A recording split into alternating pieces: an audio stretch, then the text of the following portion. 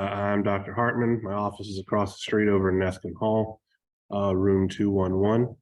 My office hours for this quarter are Monday, Wednesday, Friday, 12:30 p.m. to 2 p.m. and Tuesday, Thursday, 10 a.m. to 2 p.m. My email address is simply my last name at latech.edu. And the phone number for my office, for whatever reason, if you should need it, is given there, 257-2941.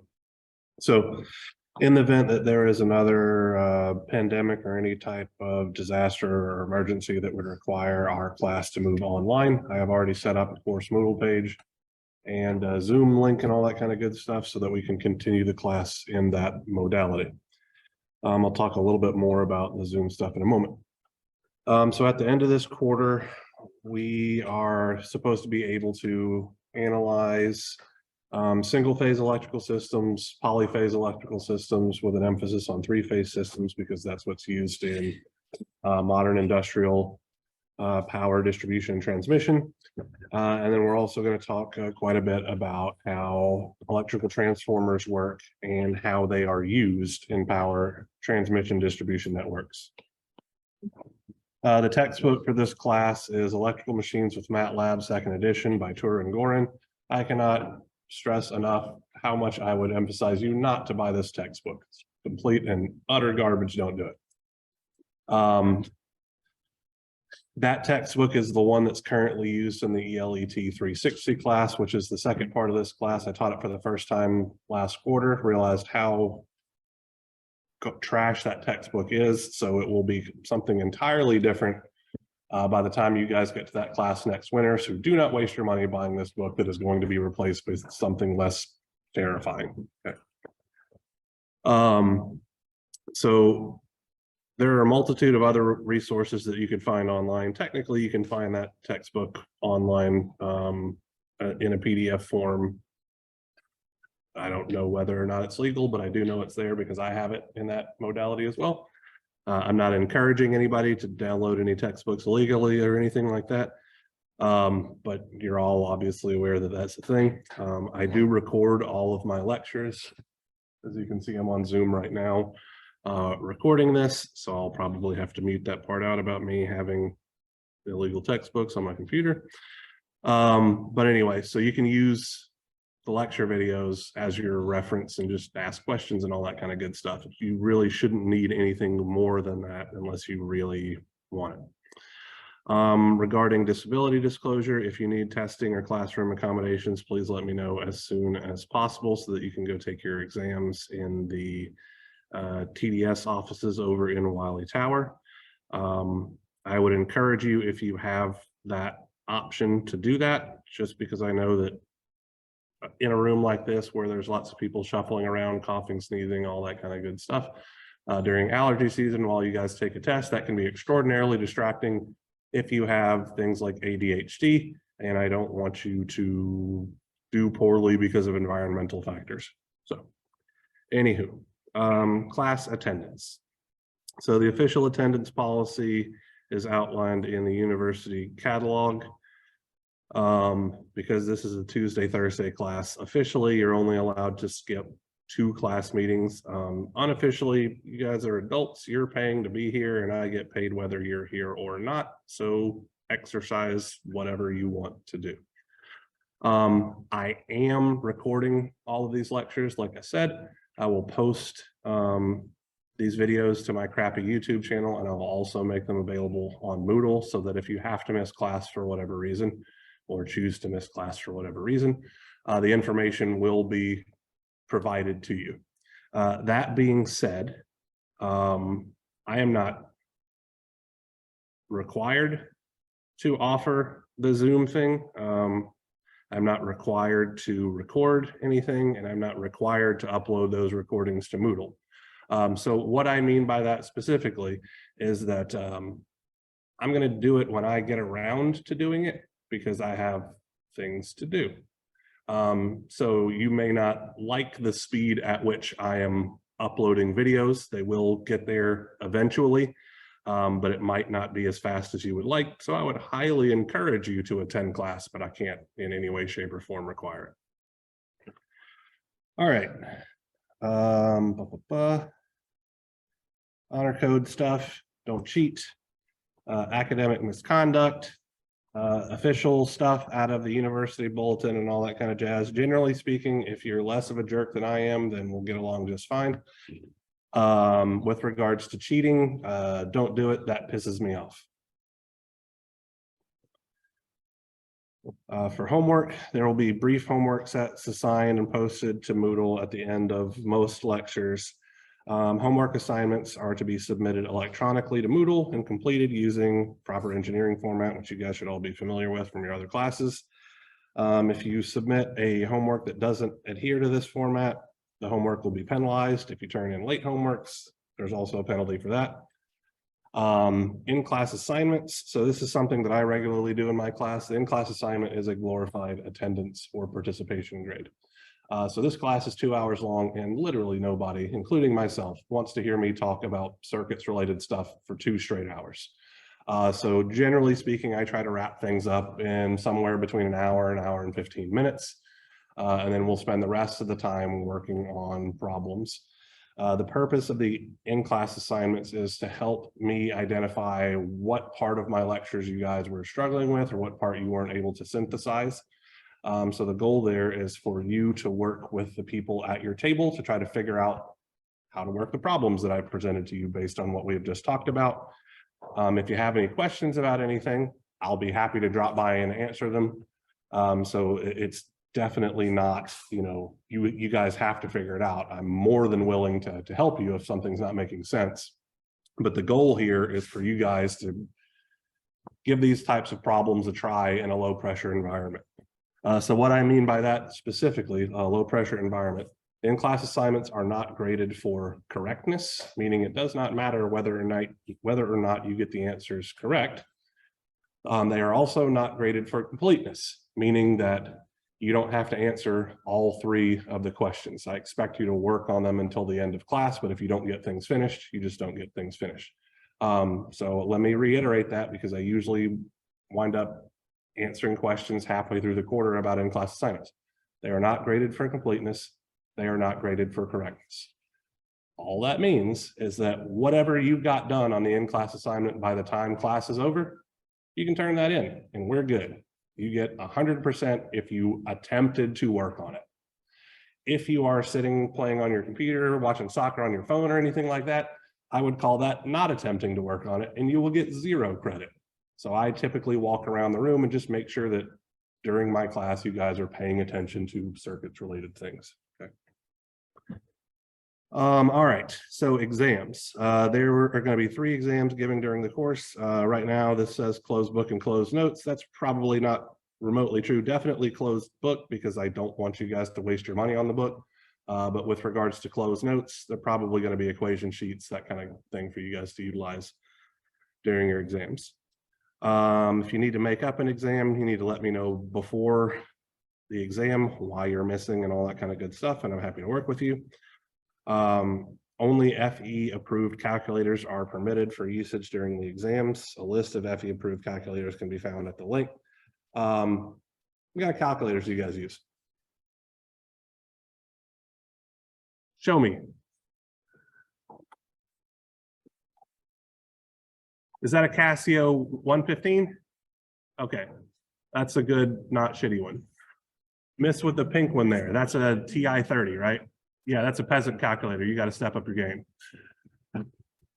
So, I see a Casio 991. That's good. The Casio 115. That's also a TI 30, not a 36. You got to step up your game as well.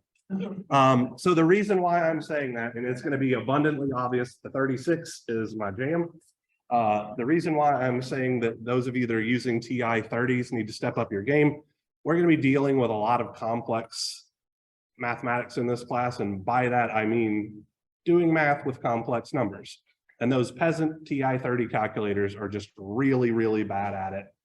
And it requires a lot of extra knowledge to figure things out, where if you spend literally $4 more on a TI 36X, a Casio 115, or a Casio 991, you will have a much less horrible experience in this class doing all of the terrible math that I'm going to throw at you, okay?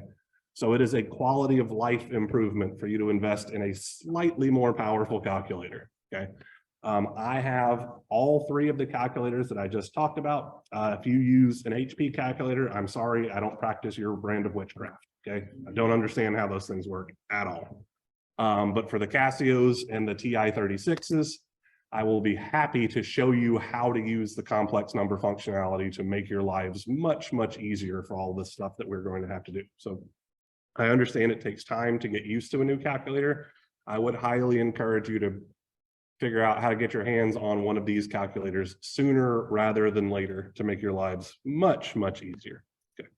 All right, that is my rant on calculators. No cell phones during exams, seems fairly obvious, but you know, don't do it.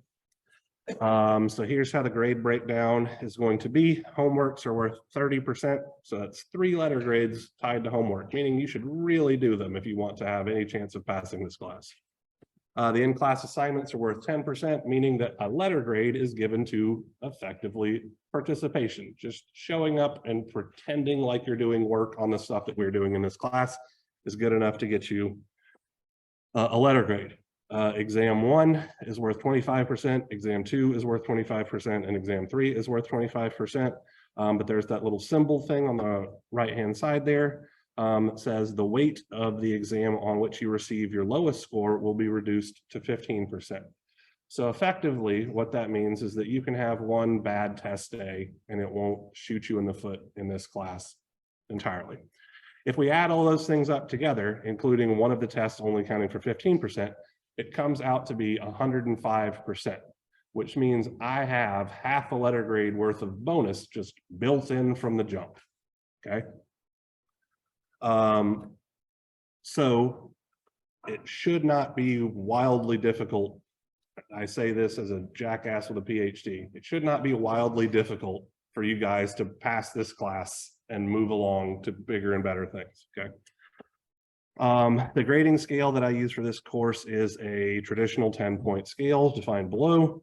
I say here on my syllabus, there will be no curving or rounding of grades offered in this course. This is just so I can tell you know, if you never show up to class and come to me on the last day of the quarter, Dr. Hartman, I don't understand why I have a 62.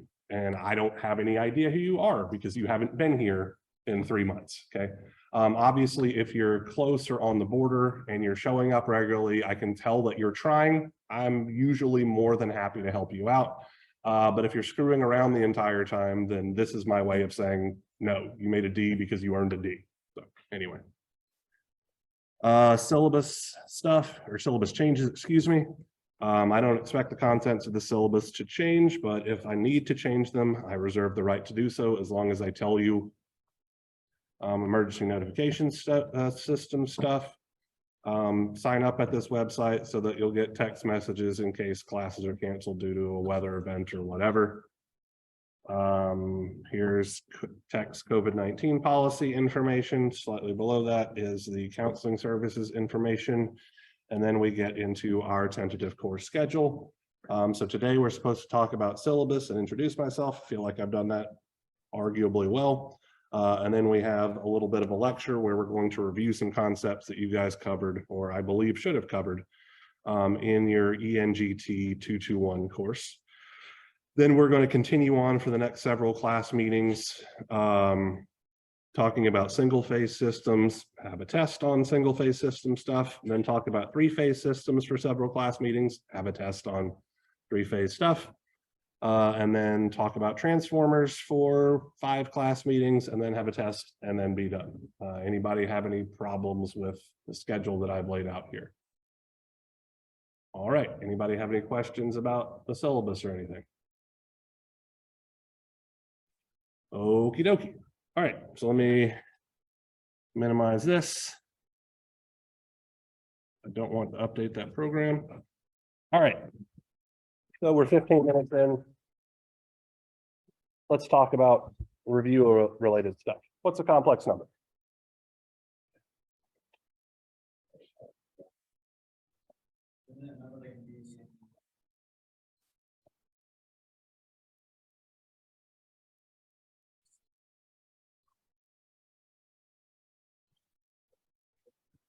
Imaginary and real, yeah. So, okay, so most of you guys have some good idea as to what complex numbers are, or at least a few of you are willing to speak out and seem to mostly be getting it right.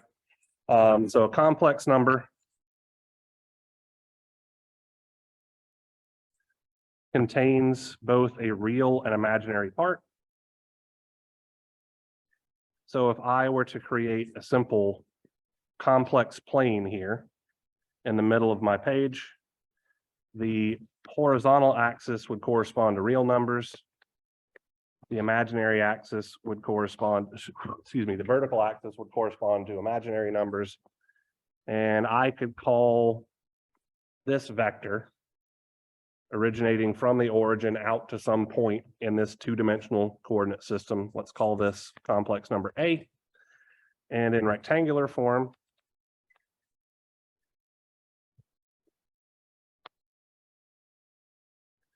A is represented by its real part, lowercase a, plus j times b, the imaginary part. So I'm going to make a note here. This is the real part of A.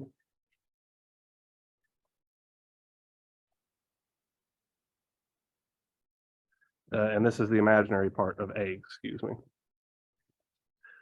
Since this vector forms an angle with the real axis, which I'm going to call theta A. Actually, before I do that, the projection of this vector onto the real axis is lowercase a, and the projection of this vector onto the imaginary axis is lowercase b. So there's our rectangular parts of our complex number, right? Now going back to what I was saying, our complex number forms an angle with the real axis theta a, and it has some magnitude. So I can also write this in polar form.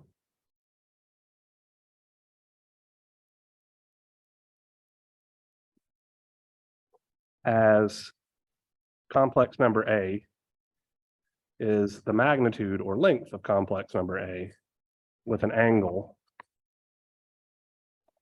of theta A.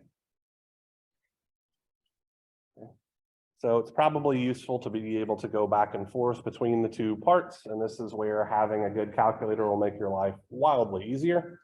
So let's talk about how we can go from polar form to rectangular form first, right?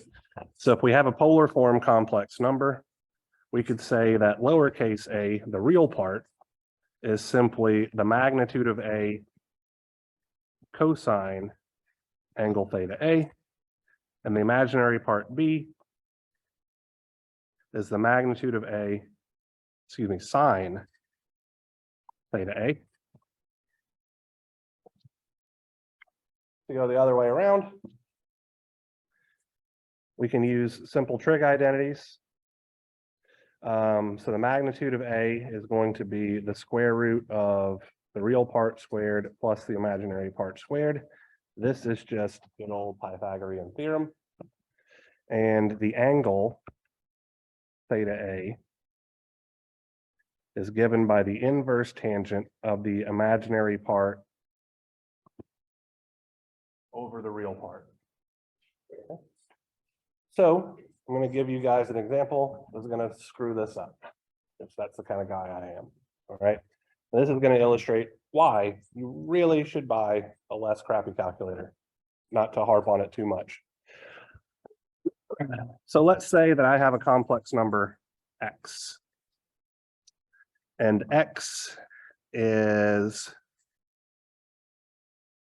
-6 plus j8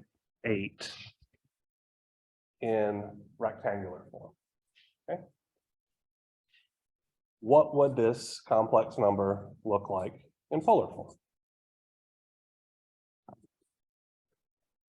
The magnitude of x would be the square root of -6 squared plus 8 squared. I'm going to throw that into one of my calculators here because I can't do that in my head. Oh, yes, I can. That should be 10. Let me double check it. Yeah.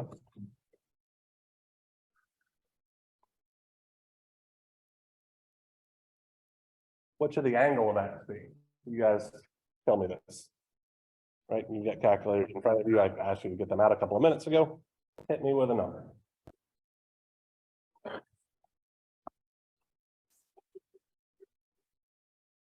-53. Probably some change as well, but that'll be good enough for me. So -53-ish degrees. Anybody else get something similar? Why is that wrong? She followed the exact equation. Why is it wrong? So you're getting there. Let's plot this thing just real quick here. Okay. So negative, this is my real axis.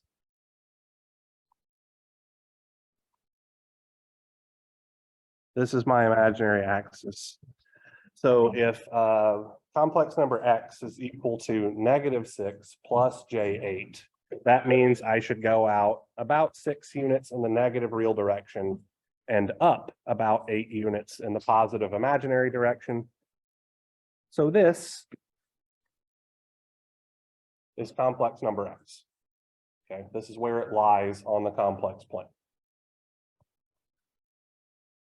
Exactly right. So according to this expression, our angle, my stylus would write, stop moving the screen on me.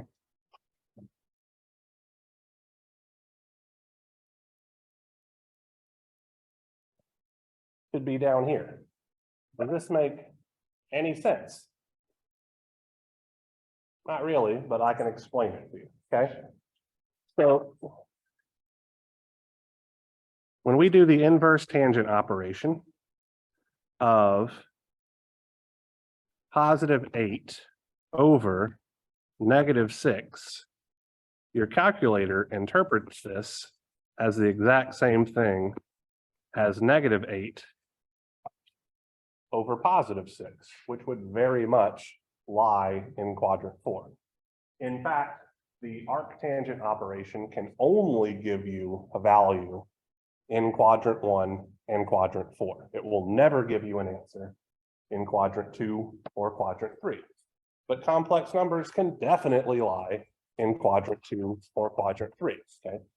So if you take my suggestion and purchase one of these calculators, instead of doing this math by hand, it can automatically convert from rectangular form into polar form, and it will never make that mistake.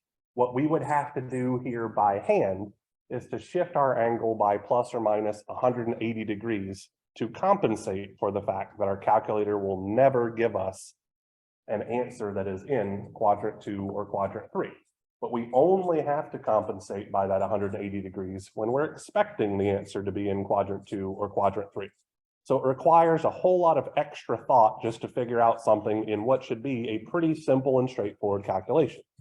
So I would argue, once again, I don't own stock in any of these calculator companies or anything like that, but having a calculator like this that can simply do that conversion for you will make your life much easier in the long run, because you won't have to think through what quadrant is this thing supposed to lie in? Does the angle make sense? Do I need to shift it by plus or minus 180 degrees? All that stuff. Calculators can just take care of it for you if you have a calculator that's capable of doing that. Okay. All right, so we've talked very briefly here about complex numbers and what they are. Let's talk a little bit about the operations. What does the complex conjugate operation entail? Anybody know what I'm even talking about when I say the complex conjugate? Okay, so let me do this in purple. Okay, so we have complex number A here, and it's in the first quadrant. The conjugate of complex number A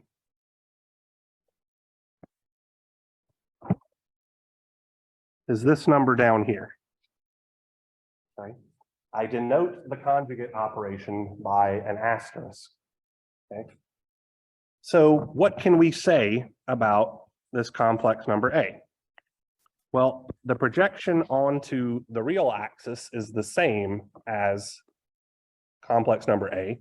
So the real part is the same, but the projection onto the imaginary axis is negative B. So in rectangular form, the conjugate operation simply means we change the sign on the imaginary part, okay? So I'm just going to tuck this in right here. A conjugate is equal to A minus JB. Okay.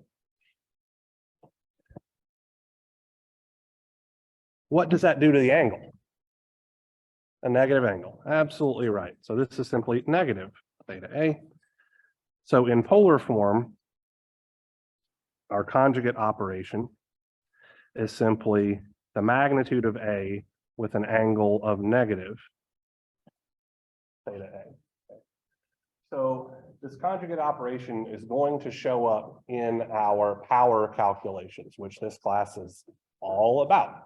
So it's pretty fundamentally important that you understand what the conjugate operation actually entails. And it's fairly straightforward, right? If you have a rectangular form complex number, you change the sign on the imaginary part. If you have a polar form complex number, you simply change the sign on the angle. That's all the complex conjugate operation entails. But once again, if you buy one of these calculators, it can do the conjugate operation for you. So you don't even have to remember what it means because your calculator can take care of it. These things are very, very powerful if you learn how to use them. All right, so let's talk about other operations here just real quick.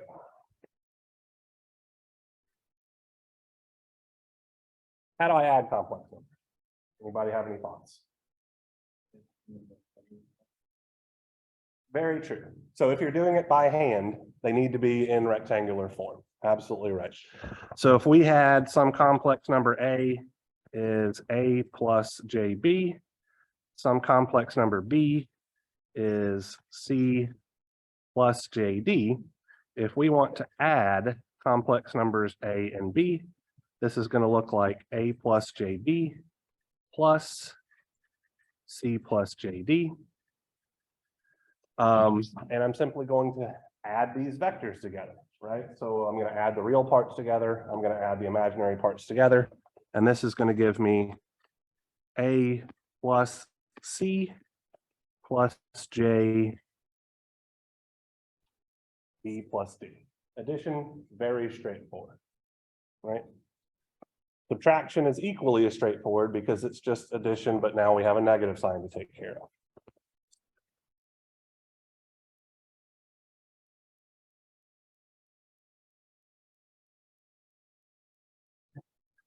So using those same complex numbers,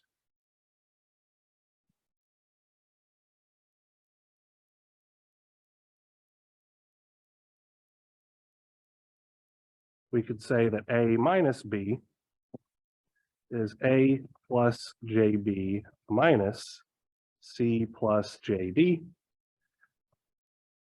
So that's going to look like A minus C plus J B minus D. Again, nothing too wild there. We just add the parts that don't have J's together or combine them based on the signs, combine the parts that do have J's together based on their signs, and then we're done. Okay. Multiplication. By the way, if I'm going too fast, please tell me and I will happily go back and let you guys, write stuff down.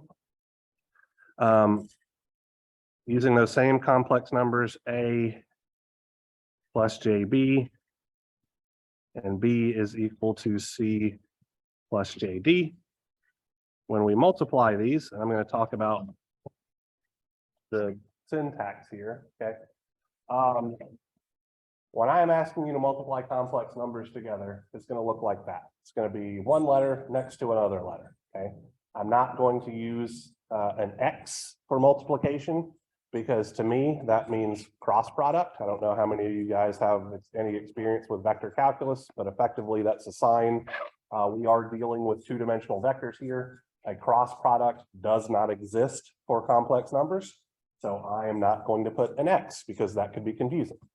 I'm also not going to put a dot between the two complex numbers or the two letters because there's a thing called a dot product. Again, dealing with vector calculus, and once again, does not exist for complex numbers. I'm also not going to put an asterisk to imply multiplication because that looks too much like the complex conjugate operation. So if I'm multiplying two numbers together, it's just going to be this number next to the other number. There will not be a sign that explicitly states multiplication. Okay. And it's just so that you're not confused with all of the other different mathematical operations that you may have learned in your various classes. Okay. So this is going to be A plus JB times C plus JD. And I'm going to simply FOIL this out. So that's going to be AC plus JAD plus JBC plus J squared ED. What's J squared? -1, right? If J is the square root of -1, then J squared is simply -1. So this J squared here looks like -1. So that gives me AC minus BD plus J AD plus BC. So this is multiplication using rectangular form complex numbers. It can obviously be done because for the most part, we learn how to FOIL polynomials out and all that kind of good stuff back in our high school algebra classes. This isn't really the most efficient way to do it. Surprised some of you guys haven't said, why aren't we doing this using polar form complex numbers, right? So if we had a polar form complex number, A is equal to the magnitude of A angle theta A, and B is equal to the magnitude of B angle theta B. Multiplying A and B is simply, we multiply the magnitudes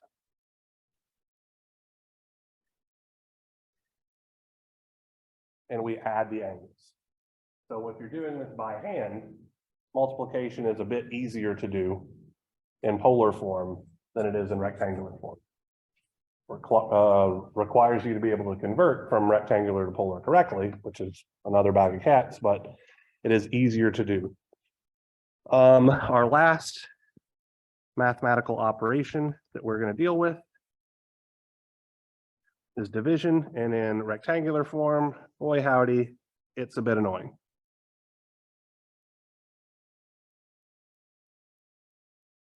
So we have A is equal to A plus JB, B is equal to C plus JD. And so A over B, division, would be the ratio of A plus JB over C plus JD. So this is a little bit problematic. What I mean by that is for all of these operations to this point, so when I added two rectangular form complex numbers together, I got a rectangular form complex number. When I took the difference between two rectangular form complex numbers, I got a rectangular form complex number. When I multiplied two rectangular form complex numbers, once again, I got a rectangular form complex number. When I divide two rectangular form complex numbers, I didn't get a rectangular form complex number because this can't be split up into a real part and an imaginary part. So to fix this, I am going to have to use effectively an identity here, okay? So I am going to multiply that ratio of A over B by the complex conjugate of B over the complex conjugate of B. That's just a really fancy representation of the number 1, but it has a critical role. It's going to make my denominator of the whole thing be a number, just a real number, okay? So what's the complex conjugate of B going to be? C minus JD, absolutely right. So I'm just going to have C minus JD over C minus JD. Let's FOIL out the denominator first, right? So we're going to have C times C, so that's C squared. Then we're going to have minus J CD plus J CD minus J squared D squared. So this minus JCD and this plus JCD cancel each other out.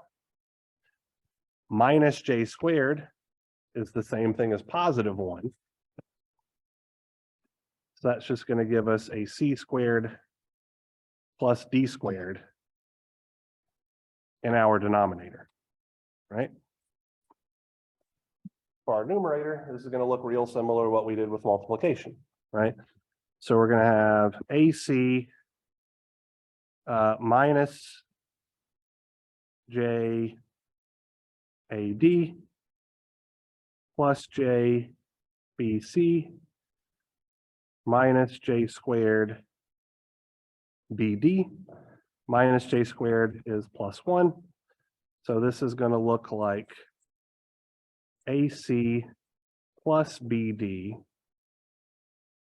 plus J BC minus AD over that same denominator, C squared plus D squared. So that's what division looks like in rectangular form. Wildly convoluted, right? Wouldn't argue doing it this way by hand very often, but this concept of using this identity complex conjugate over complex conjugate to get rid of the imaginary parts of things is going to come into play again, which is why I'm making you guys suffer through watching me do this. It's going to show up again, okay? If we did this using polar form complex numbers, our life would be wildly easier, right? So, excuse me, A looks like the magnitude of A angle theta A. B looks like the magnitude of B angle theta B. So A over B is just the magnitude of A over the magnitude of B with an angle of theta A minus theta B. So we simply take the ratios of the magnitudes and then the difference of the angles, and that's how division works in polar form. Much, much easier than what we saw in rectangular. So these are all of the different complex math operations that I expect you guys to be able to do. Again, to harp on these damn calculators, the calculators are great because they don't care what form of complex number you put in, meaning that they can manipulate a combination of rectangular form complex numbers and polar form complex numbers and go back and forth between those representations, okay? So you don't have to have everything in polar form or everything in rectangular form. You can put it in your calculator as some mixed representation and it will figure it out for the most part. You have to be careful about using parentheses and all that kind of good stuff, just like you would for any other type of operation. But I cannot emphasize enough how much one of these calculators will be a quality of life increase for you if you're used to using the TI-30 to do all of this math effectively by hand. All right, any questions on this complex number stuff? It was all supposed to be a review, so hopefully you've all seen it before. Anybody have any problem with me moving on to other things?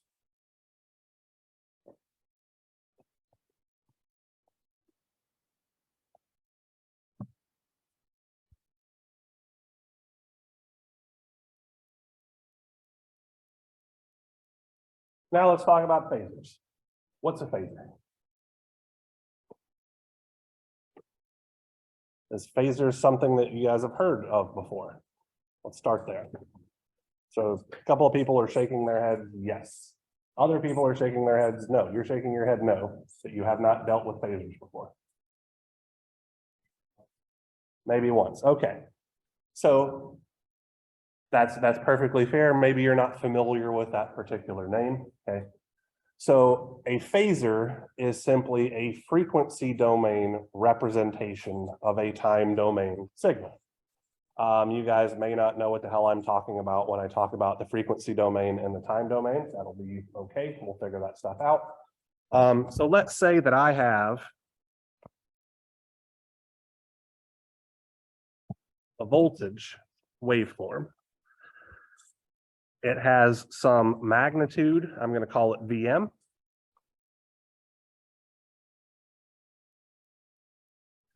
And it's a cosine function that's oscillating at some particular angular frequency omega.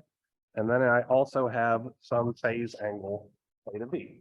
So this is a time domain voltage. Okay.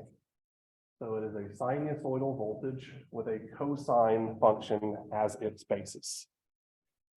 I can do a similar thing for a current, right?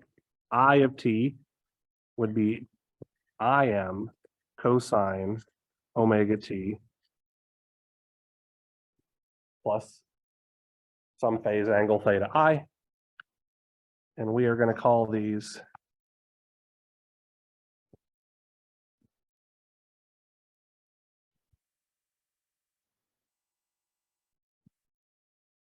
time domain. Okay. Why do we pay attention to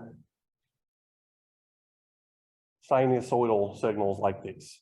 Anybody have any idea? They're critically important to electrical engineering. AC, right. So the voltage that comes out of those receptacles when we plug stuff in. So that is a, based on looking at it, that's a receptacle for a 20 amp circuit because it has that horizontal bit on the plug face there for the neutral wire. That's for a 20 amp circuit. What voltage is being supplied by that?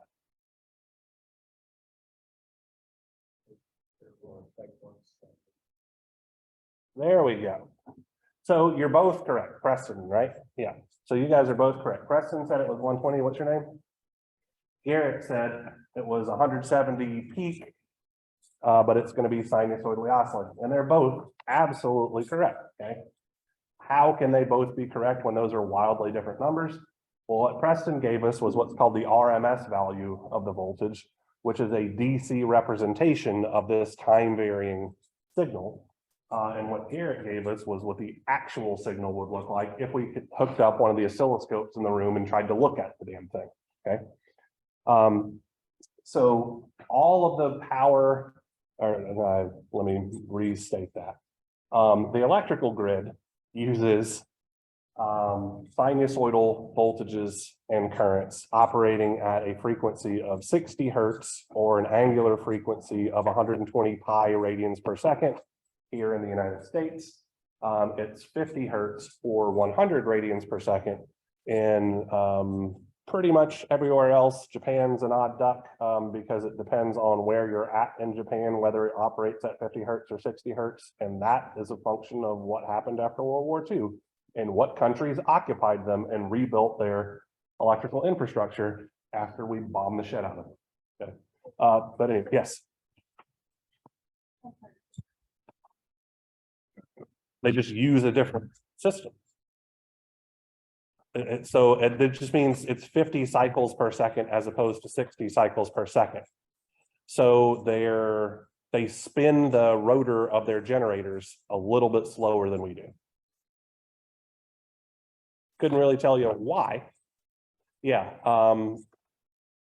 The US electrical grid does a bunch of weird things as well. So like, most of us are used to dealing with 120 volts because RMS, because that's what comes out of our outlets.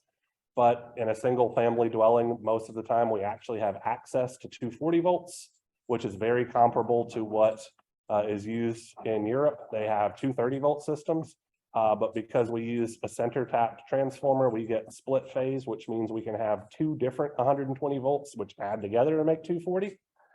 And then just to make it even more difficult, that's on a single phase of a three-phase system. Some buildings, like apartment buildings and stuff like that, usually have three-phase service instead of single-phase service. So instead of having access to 240 volts, they have access to 208 volts because that is the line-to-line voltage that you would get instead of the line-to-neutral voltage that you would get in a normal system, which means that all of your large electrical loads, like your ovens and washers and dryers and all that kind of stuff, have to be able to be run off of either 240 volts here in the States or 208 volts, because you don't know whether or not it's going to be installed in a single family dwelling or an apartment building that has three-phase power. But anyway, got off on a bit of a tangent, but that's okay. So we have time domain signals, okay?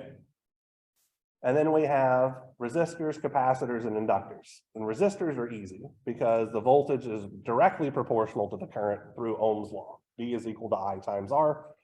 Doesn't matter if V and I are time-varying signals or not. But then we have inductors.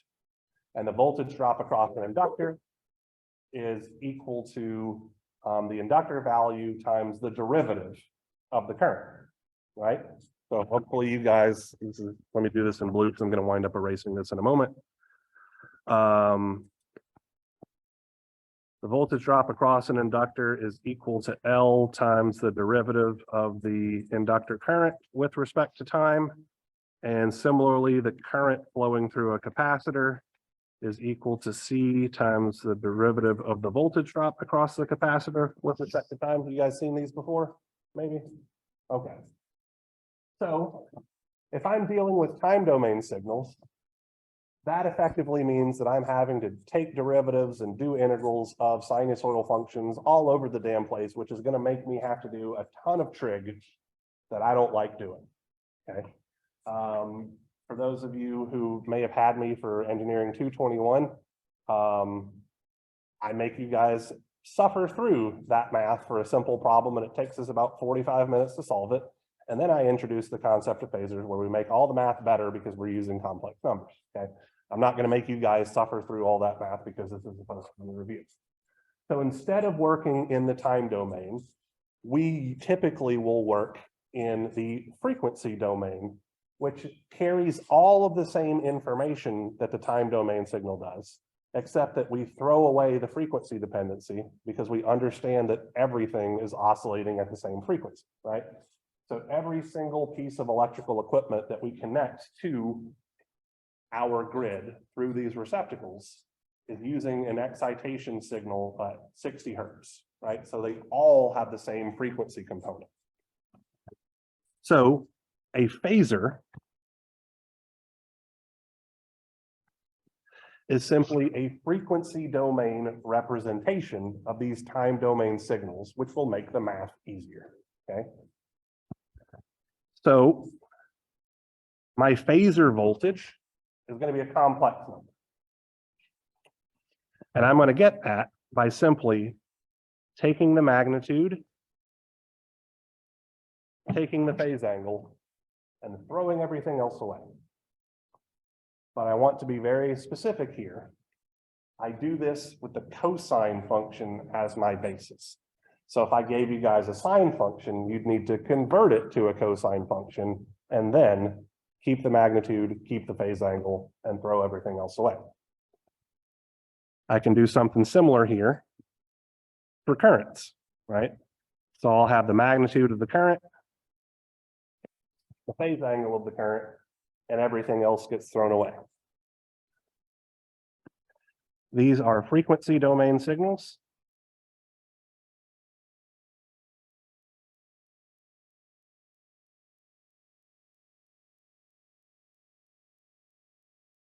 Also known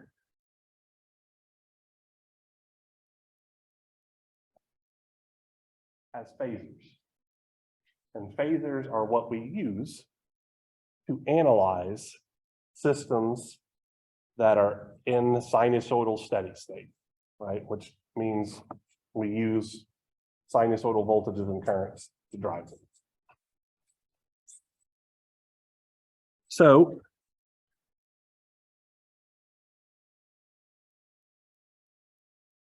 I'm going to pass around this in-class assignment real quick because we're actually going to work problem 2 together right now.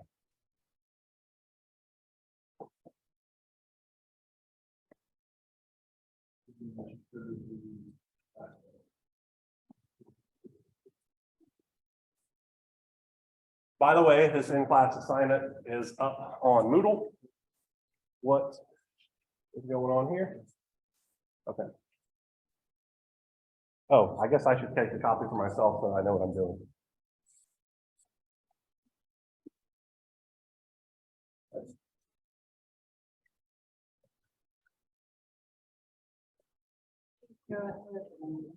I'm sorry, what? No, not at all. Just to potentially assuage your fears. These are the different colors that I have on hand right now, and I probably have 20 more in my office.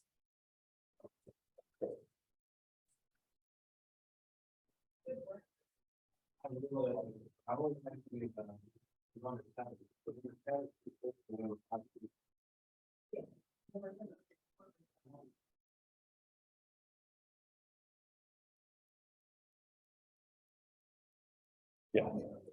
So yes, I'm a huge nerd who has favorite calculators and favorite pens and favorite lots of things. Very opinionated.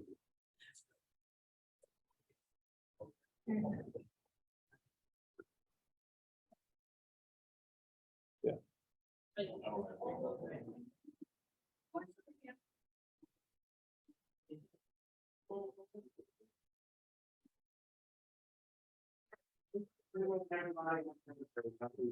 Hopefully everyone has their in-class assignment. So let's take a gander at problem 2 real quick, okay? So for problem 2 here, I simply ask you guys to express the time domain signals as their phasor equivalent or their frequency domain equivalent, right? With positive magnitudes in the frequency domain. So we're gonna accidentally introduce some trig identities here that you guys might need to know to fix things, right? So we've defined phasors to be to have a cosine basis, meaning that if we have a sine function, we need to know how to convert it to a cosine function. Anybody know how to do that? Trig identities, yes. So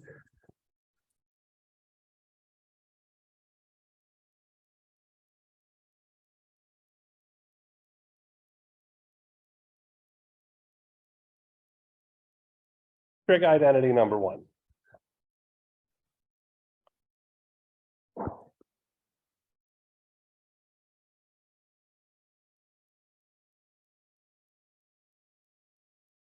Sine omega t plus some generic phase angle phi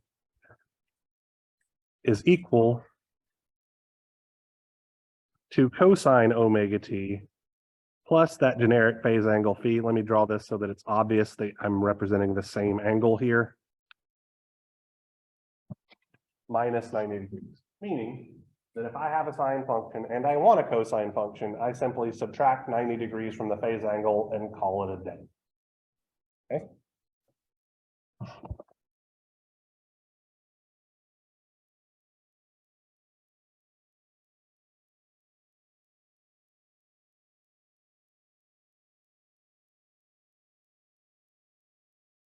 Trig identity number 2. We want VM to have a positive amplitude. Sometimes we won't be given it with a positive amplitude. So how do we fix it? Okay.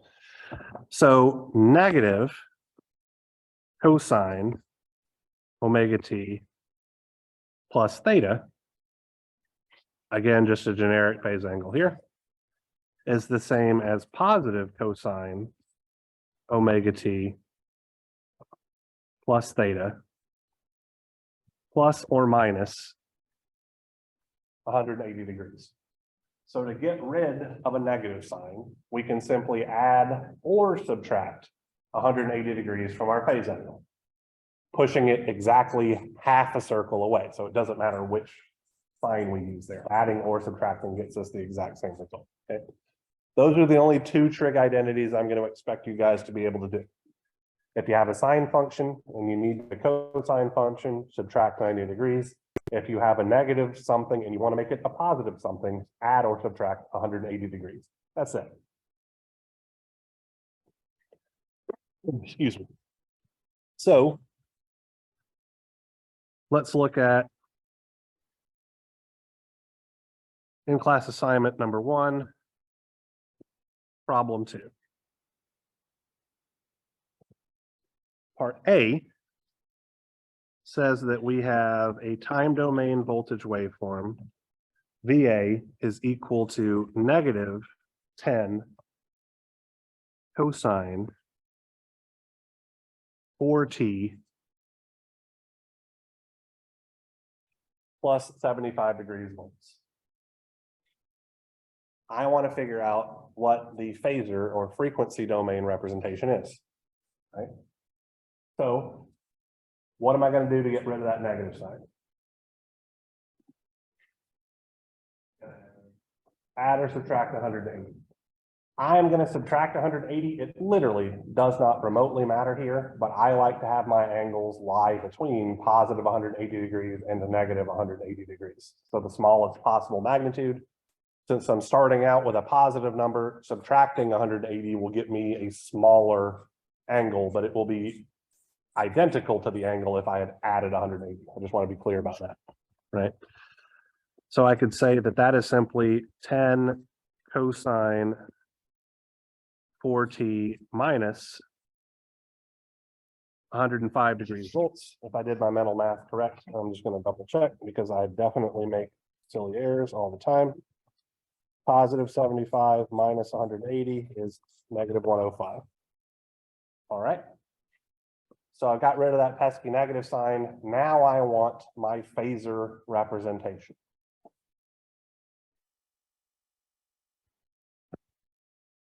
What do I do?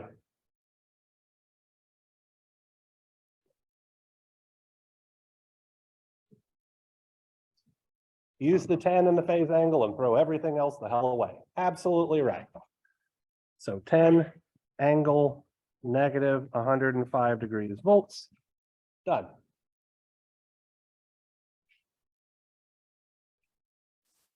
Cosine 4t, irrelevant.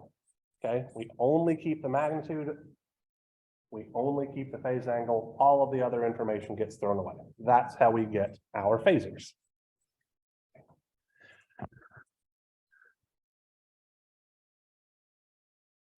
Let's look at B.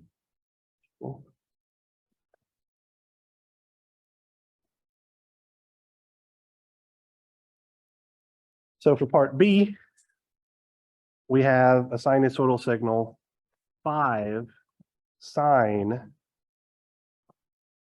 20t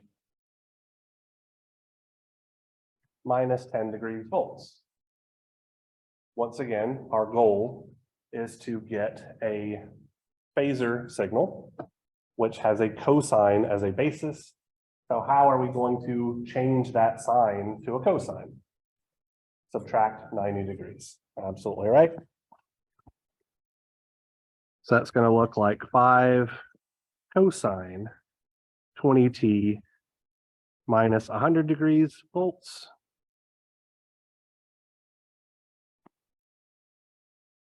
And now I can get my phasor.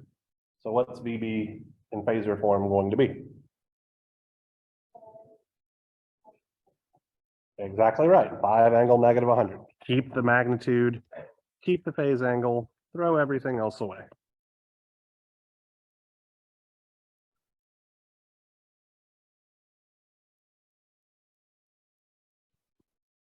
Part C is a bit harder. So we're going to talk about that because that is the key here. Okay. So VC of t is 4 cosine 2t plus 25 degrees plus 3 sine 2t. And I'm just going to make this explicit even though it's not given, plus 0 degrees. Volts. What's your name, miss? Caitlin. Okay, so Caitlin asked the $1 million question here. How do we combine these two things? Because that's really what the problem is here. Okay.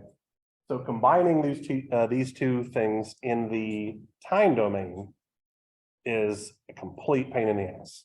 Okay, it involves lots and lots and lots of trig. Okay, now it can be done. I want to show you guys something here just real briefly on Desmos. You don't need to write this down or anything. I'm just going to graph these things.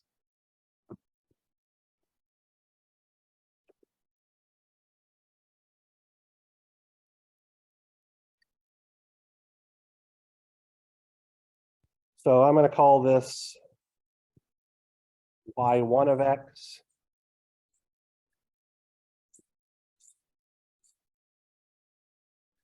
is equal to 4 cosine 2x plus 25. So Desmos uses everything as radians. So I'm going to convert the radians into degrees. There's going to convert these degrees into radians by multiplying by a factor of pi over 108. Okay.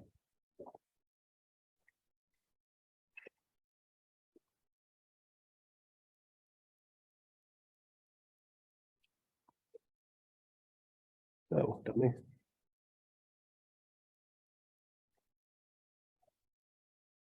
All right. So that's the sine, excuse me, the cosine part of this thing. I'm going to say that y2 is equal to 3 sine 2x plus 0. So I'm just going to leave that alone, right? So we have these two sinusoidal things. We're trying to represent them with a single phasor, okay? So let's look at what happens if I add these two together.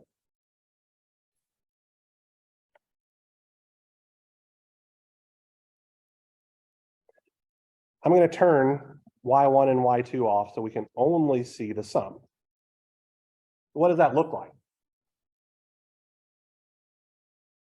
A single sinusoid, right? So there's definitely a way to combine these things to make it look like a single sinusoid that we could get a single phasor representation of, right? Half the time it's above the horizontal axis, half the time it's below the horizontal axis. It has some amplitude, it has some phase angle because it's shifted by some amount, right? So this is a single sinusoidal function, even if it's the sum of two sinusoidal functions, right? I'm not going to get into the trig or make you guys suffer through the trig to get this result. Instead, we are going to work with complex numbers to make the math much, much easier. Okay. So using only the trig identities that we've learned, and I only gave you guys two of them, let's make this two cosine functions, right? So the first one is going to stay completely the same. We're going to have 4 cosine 2t plus 25 degrees.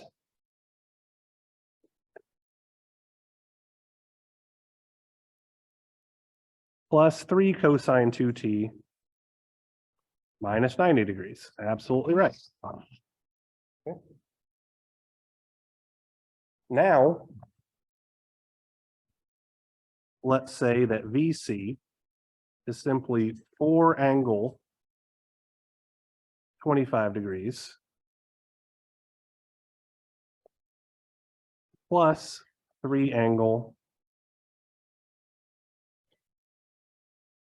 minus 90 degrees. Those are just two numbers. My calculator can add them together, right? Just two complex numbers. So I'm going to use one of these fancy pants calculators that can do that math without having to do all of the conversions by hand and all that kind of crap. And so I'm going to put in 4 angle 25 plus 3 angle, that's the wrong button, minus 90. And I get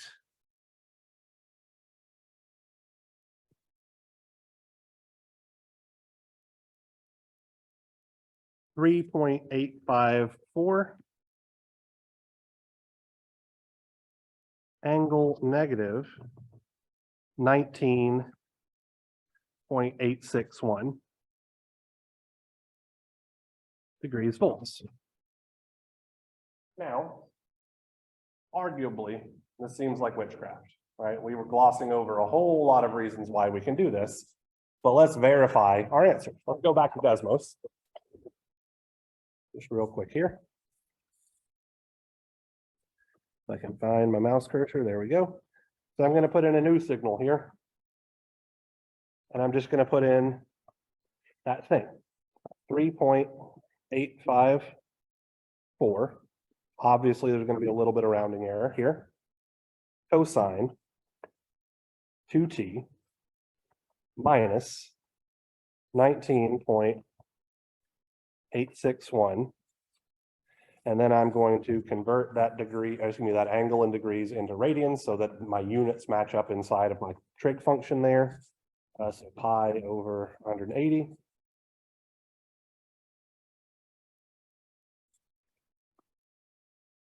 Oh, and I need to tell it X, not T, or it's going to freak out. The purple line completely overlaps that green line, which means that complex math we did absolutely represents those two sinusoidal signals added together. But we didn't have to do literally any, well, I say literally any, we didn't have to do 97% of the trig that we would have had to have done if we wanted to combine those signals in the time domain, right? That's the reason we use complex numbers whenever we're analyzing systems that are sinusoidally oscillating. We don't have to use the trig. We can just really just use algebra, okay? So, anybody have any questions about converting voltage or current signals from the time domain into the frequency domain, or how we get phasor representation of things? So just to recap, we want it as a cosine function with a positive amplitude, and then we just keep the amplitude, keep the phase angle, throw everything else away. Okay. Yes. Fantastic question. So let me I wish there was a way that I could just have a camera to project this, because a lot of you are going to be asking the same questions, but a lot of you have different calculators.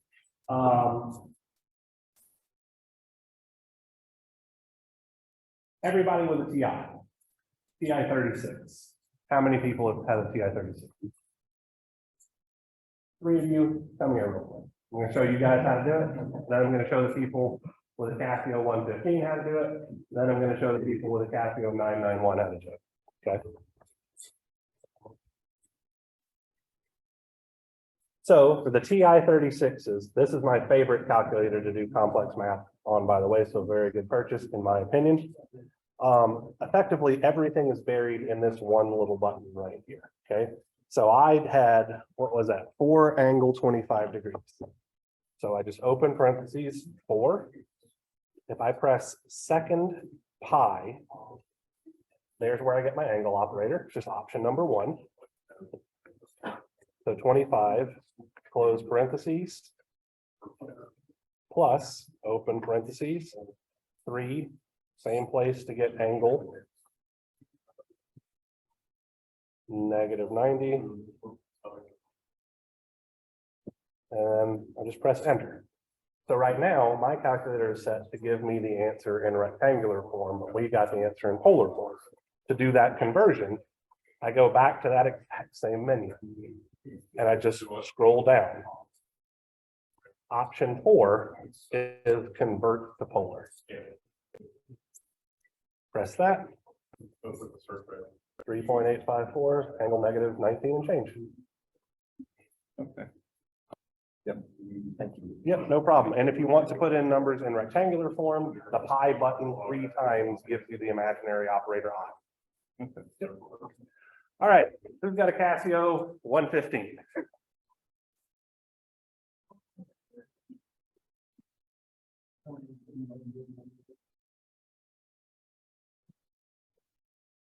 All right, so even those of you with the white 115s, you still have pretty much the same button layout, okay? So the first thing that you're gonna have to do is you're gonna need to go into mode and put it in complex mode. So press the mode key and then press 2 for complex. If your calculator isn't in complex mode, it can't do complex math, all right? So I did open parentheses 4. I get the angle key by hitting shift negative on this one. Let me see if it's the same with the white one. It is. Okay, great. 25, close parentheses, plus open parentheses 3, angle negative 90, close parentheses, and hit equal. So my calculator is set up to give me the answer in polar form, but you guys might be set up to give you the answer in rectangular. Okay, and there's a way to change that, and I'll happily tell you, but you don't have to change it if you're more comfortable working with rectangular form complex numbers. When I specifically ask for stuff in polar form, you can get that by hitting shift 2. Option 3 in that complex menu, that's what shift 2 brings you to, is convert to polar form. So we just hit shift 2 to bring up this menu, press 3, and now our previous answer will be converted into polar form. Pressing equal. Oh, what kind of syntax error bullshit are you giving me? Oh, I didn't hit equal, I hit parentheses. And you get the exact answer that we were looking for.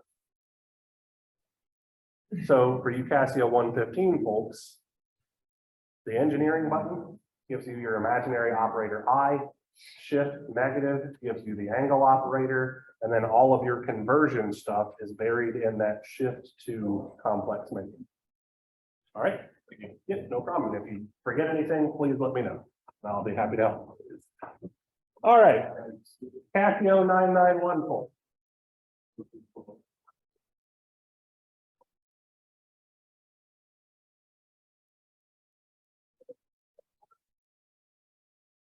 All right, so calculator needs to be in complex mode. So hit menu, and option 2 is for complex. All right. For you guys, the engineering button gives you the imaginary operator, and shift, the engineering button, gives you the angle operator, right?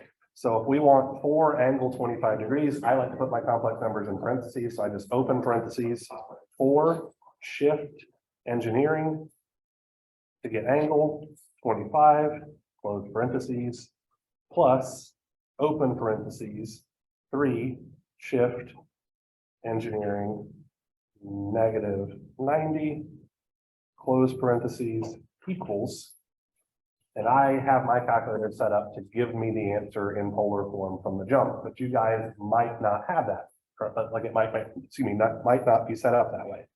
All of your complex options are found by pressing the option key. So with your answer in rectangular form, press the option key, and then scroll down to the next screen. Option 1 on the second screen is convert to polar form.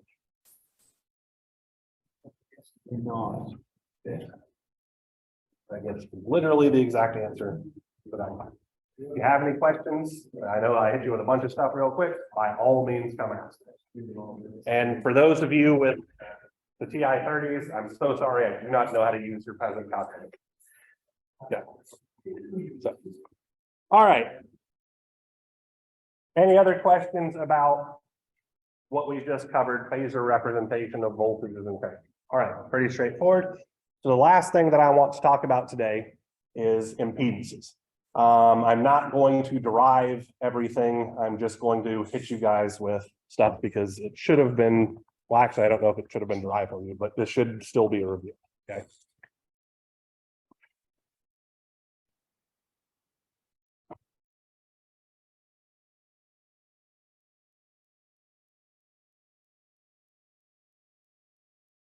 All right.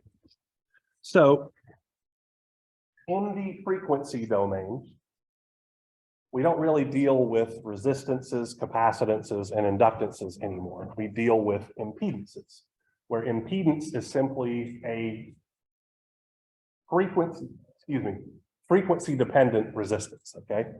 So for a resistor, the impedance of a resistor is simply the resistor value itself, okay? So the resistor's impedance does not change with frequency, all right? For an inductor,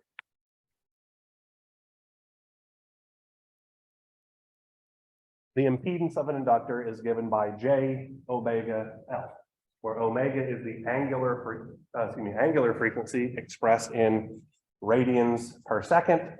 So on the end class assignment, problem 3 that you guys are going to work in a moment, I give you the linear frequency F. So just as a heads up here, omega is equal to 2 pi times our linear frequency. And then for capacitors, we have 1 over J omega C. Let me move this over here. So these are our basic definitions, but I'm going to play around with them just a little bit. This might not be wildly useful to you right now, but we'll talk about some of these concepts in a little bit, okay? In general, impedance is simply defined as the ratio of phasor voltage to phasor current, okay? It is a ratio of complex numbers, which means the impedance inherently is a complex number itself, which means it has a rectangular form and a polar form, right? So in polar form, this is going to be the magnitude of the voltage divided by the magnitude of the current with an angle of theta V minus theta I. And I'm going to call this the magnitude of Z angle theta Z. So in polar form, our impedances will have a magnitude and a phase angle. That magnitude is just the ratio of the magnitude of the voltage and the magnitude of the current. And that phase angle is just the difference of the angle of the voltage and the angle of the current, okay? In rectangular form, impedance is expressed as R plus JX, where R is the resistance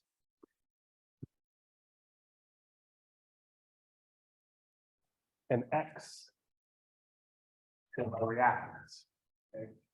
So the resistive part of an impedance is the part that is capable of absorbing power, or more realistically, the part that is capable of converting electrical energy into heat energy. Okay. The reactance portion of the impedance cannot convert electrical energy into heat. It can only store energy and give it back, okay? So reactance is associated with energy storage elements like capacitors and inductors, and resistance is associated with energy dissipating components like resistors, okay? So I'm going to go back up here and I'm going to express these equations ZR, ZL, and ZC as more expanded complex numbers so that we can see kind of what inductors, capacitors, and resistors do, right? So in rectangular form, the resistance is R plus J0, okay? So resistance inherently is purely real. There is no phase change or anything like that associated with it. And in polar form, this would be R angle 0 degrees. For our inductor, we're going to have 0 plus j omega L. So that means that inductors have positive reactance because there's always a positive sign on the imaginary part of that thing, right? In polar form, this is simply omega L angle 90 degrees. For capacitors, this is 0 minus j over, or excuse me, times 1 over omega c, okay? Now, this isn't intuitively obvious here, so I'm just going to explain it really briefly. So I have 1 over j omega c, right? That is our fundamental definition for the impedance of a capacitor. If I multiply this by j over j, I have j divided by j squared omega c. Since we've already established that j squared is -1, this looks like negative j over omega c. Okay. So I'm expressing it in this form to show you that for a capacitor, we will always have negative reactance. Okay. So inductors have positive reactance, capacitors have negative reactance.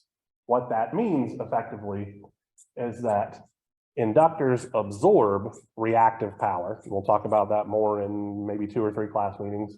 And capacitors supply reactive power. Okay, so that sign difference there is very, very important from a power perspective. Okay. In polar form, this is going to look like 1 over omega c angle negative 90 degrees. So the last thing that I want to talk about for today, I realize I've talked for 82 minutes straight at this point, so I'm wrapping things up. I'm talking too damn much. Is how we combine impedances, okay? So what are the units of these things? Ohms for all of them, absolutely right. I won't make you suffer through proving that. The units of impedance is an ohm, regardless of whether you're dealing with the impedance of a resistor, a capacitor, or an inductor. Since the units are in ohms, effectively that means that all of these things can combine just like you do resistor combination. You don't have to worry about the fact that, generally speaking, or in the time domain, I guess would be a better way to put it, capacitors in parallel add like resistors in series and all kinds of weird rules like that. When we're in the frequency domain, everything is a resistor. And so add them up like resistors. Everything is an impedance, so add them up like resistors. All right, that is enough out of me for today. So you guys take a stab at problems 1 and 3 on your in-class assignment. By all means, if you have any questions about anything, please let me know. I'd be happy to help. While you guys are working, I am going to kind of come around and take roll and try to figure out who is who so I can learn your names.